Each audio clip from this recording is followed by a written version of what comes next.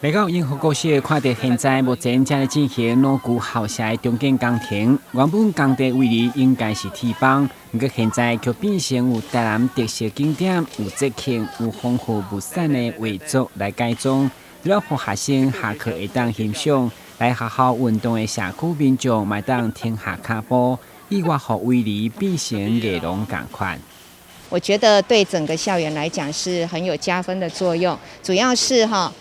第一点，它是把我们台南的一些特色，比如说好玩的地方，还有好吃的东西啊，一些景点美食呢，都在我们的这个工程围里美化工程里面出现哈。那其实呢，孩子一开学就眼睛为之一亮，因为整个校园又变美丽了，把原来丑丑的工程围篱呢，一下子变身为一个很有文化气息的一个我们在地特色推展好的一个所在啦。根据教育局表示，过去因针对工地围篱拢会请人来画，只是较台版。这摆特别用儿童文学创作专辑《小黑皮》当中，为我家乡争夺比赛36部作品来重点，目前一定伫全市13个工地来布置一举两得。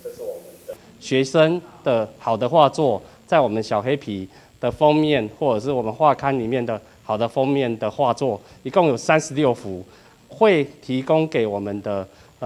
工地来做一个使用，围篱上来做刊登。那以目前来讲，我们已经在全市有13处的部分，有36幅美丽的画作，都会呈现在市民朋友的面前，让我们的市民朋友在看到我们市府的重大政策的建设以外，还可以看到我们在我们学生有好的艺术教育的带领之下，好的画作。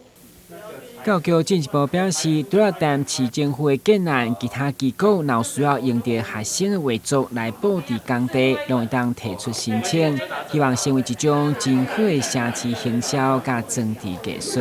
台南新闻，军职何乔芳采访报道。